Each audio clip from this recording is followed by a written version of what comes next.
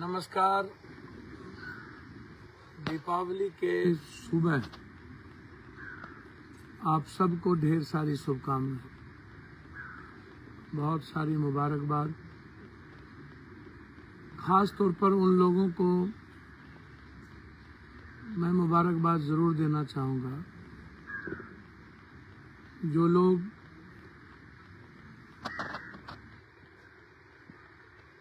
सामाजिक, राजनीतिक, आर्थिक रूप से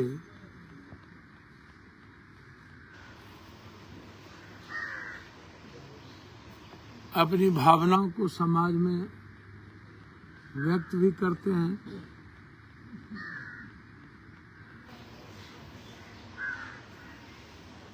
और किसी भी परिस्थितियों के बीच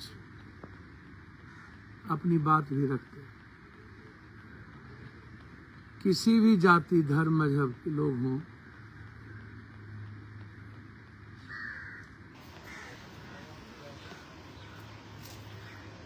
अंधभक्त की तरह आलोचना, सम आलोचना, ये सब आपके जीवन का अभिप्राय बन गया। तो हम दीपावली से ही शुरुआत करते हैं, कृष्ण के कर्मों से, कर्तव्यों से। मैं आपको एक बात बता देना चाहता हूं कि द्वारिका पर जब हमले की शुरुआत हुई थी, कल के दिन, जब दुनिया के सारे नर नारी, डेली महिलाओं को जब कैद बना लिया गया था और कृष्ण नहीं पहुंच पाए थे, तो तभी अशुभ और अशुभ के बीच एक बड़ी लकीर खींची गई थी।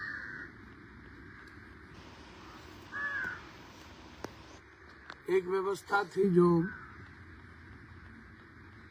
मानवीय मूल्य के लिए, धर्म के लिए एक व्यवस्था अधर्म थी, और तब नारी शक्ति का एक बड़ा उदय हुआ। तब युद्ध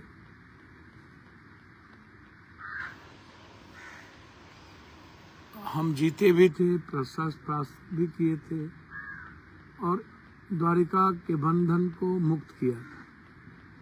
और तब से आज तक परंपराओं का यह शुरुआत चला आ रहा है, इसीलिए ताकि आने वाले पीढ़ी शुभ और अशुभ के जीवन को समझ सके,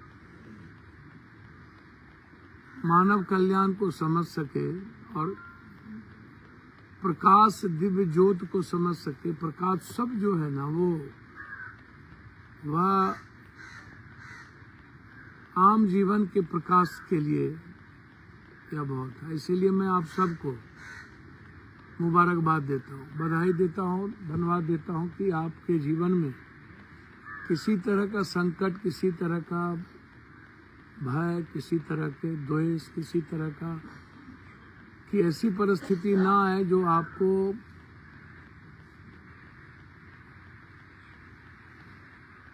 श्रेष्ठ कर दुख दे, और अहंकार रहित मानव का निर्माण हो, ये महत्वपूर्ण है। अब मैं शुरू करता हूं। आप व्यक्ति को इतना छोटा मत समझिए। व्यक्ति महानतम कब होता है? गौतम बुद्ध कब बने? नहीं तो गौतम ही रह जाते। जब वो अपने राजमहल को छोड़े, परिवार को छोड़े, तो बुद्ध की कल्पना की। राम महान तब कब बने? जब अपने राजशाही महल को छोड़े, पूरे दुनिया को छोड़ा, तब उन्होंने महानतम व्यक्तित्व के रूप में एक इतिहास लिखा। कृष्ण महानतम कब बने? जब उन्होंने द्वारिका को छोड़ा और वृंदावन की ओर रास्ता किया। मोहम्मद साहब महानतम कब बने? जब वो मक्का छोड़ करके मदीना की ओर पैदल चले और सारे साम्राज्य को छोड़ करके उन्होंने मानव मूल्यों के लिए। शिरडी के साईं बाबा के जीवन को आप याद करिए।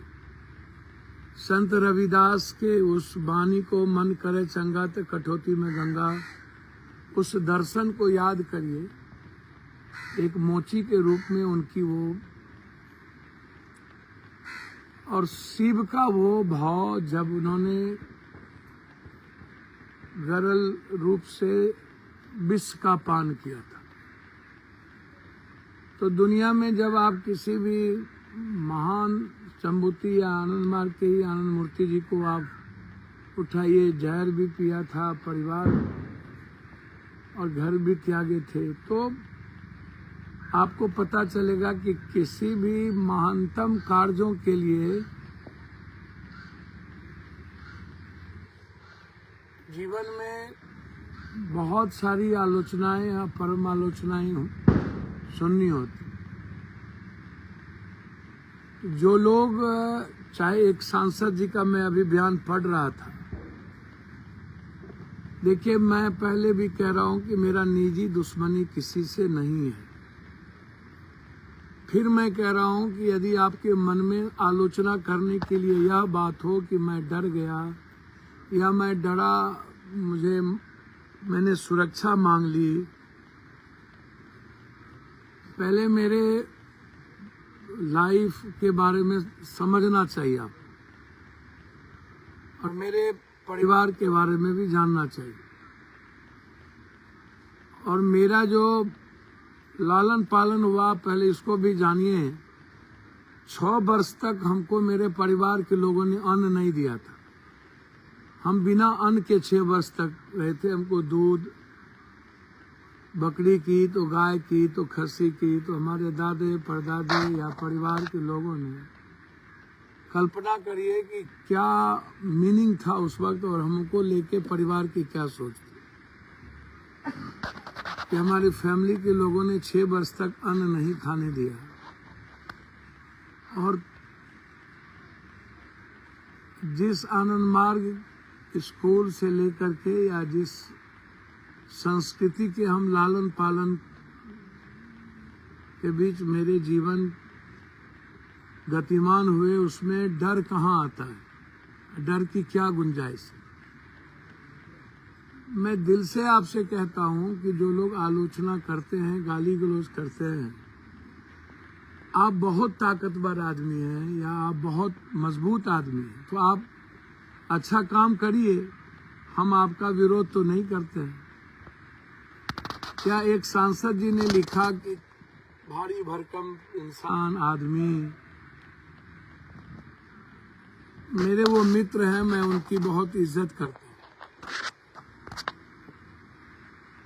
भाई हैं मेरे। कभी दाऊद इब्राहिम जी के साथ तो कभी किसी के साथ उनकी चर्चाएं होती रही है, और उनका इतिहास दुनिया को पता है कि उनकी जो ये आज साम्राज्य है वो दाऊद इब्राहिम और वैसे लोगों के संगति के कारण ही।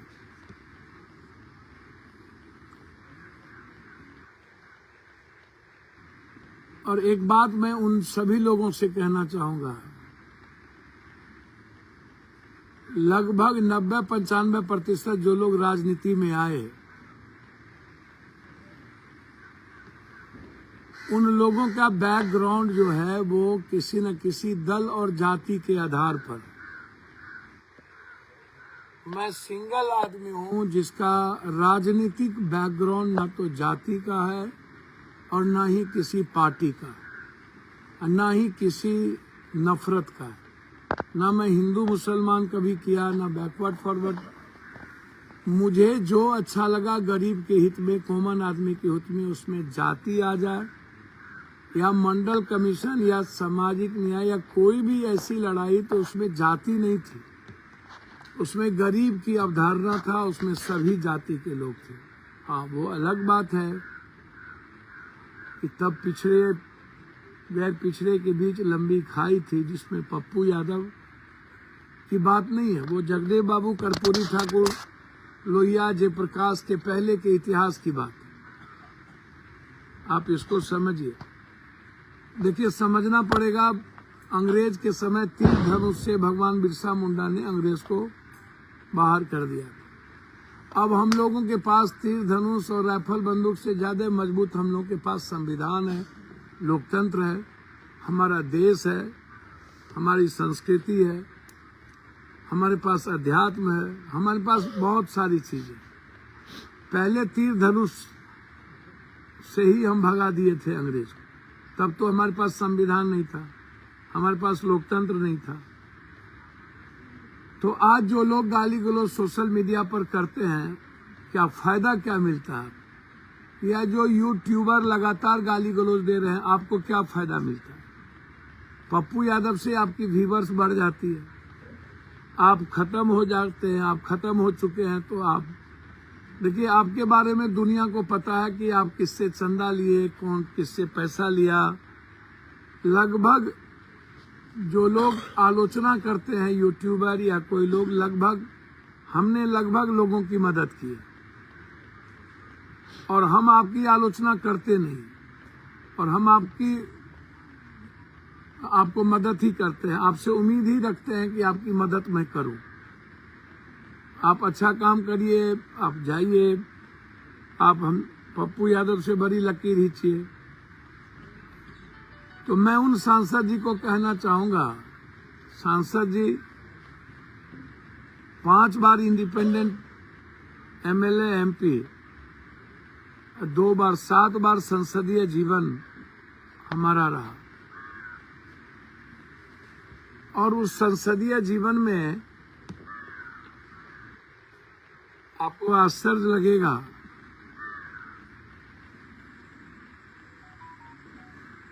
कि हमारा जो नेचर ऑफ वे है या जीने के तरीके हैं, वो सिर्फ कॉमन आदमी, जस्टिस और लोगों की मदद के अलावा हमने दूसरी किताब नहीं पढ़ी। मेरे पास किताब के 3 विचार हैं। एक विचार है कि मैं इंसान को किसी जाति, धर्म, मजहब के रूप में ना देखूं और उसकी इज्जत करूं, उसके खुद से ज्यादा उसका सम्मान करूं। वो अहंकारी है या गलत है या अच्छा है, मेरे लिए कोई मैटर नहीं रखता। बस इंसान को भगवान के रूप में उनकी को देखूं। और दूसरा है कि जस्टिस हर कीमत पर पप्पू यादव के द्वारा हो, हर परिस्थिति में उसकी इम्प्लीमेंटेशन हो, उसको मैं करा पाऊं। जो व्यवस्था आम आदमी के जीवन को जीने में दुर्लभ कर दिया है, उसको मैं न्याय दिला पाऊं। और तीसरा है लोगों की कि मेरे दरवाजे से, मेरे नॉलेज में जब भी कोई बात आए, उसकी मदद किए बगैर मैं जी ना पाऊं। मैं इस 3 डिक्शनरी के अलावा मैं चौथा चीज कभी जानने का प्रयास नहीं किया, ना मुझे जानना है। विकास। और अभी भी अभी हमारे मित्र अमन सिंह अमेरिका से फोन किए। कनाडा के राष्ट्रपति जॉर्जिया ने, उन्होंने तो किसी से चर्चा की कि पप्पू यादव का रेस्पेक्ट इंडिया में नहीं है, पप्पू यादव की कदर कनाडा में। कहिए पप्पू यादव को यहीं का सिटीजन ले ले, आने वाले भविष्य में पप्पू यादव यही राष्ट्रपति हो जाए, प्रधानमंत्री हो जाए। अब हमारे कई दोस्त ऐसे हैं जो हर दिन कनाडा से, अमेरिका से, आप अमन से बात कर लीजिए। अमन सिंह ITN है, अभी वहां के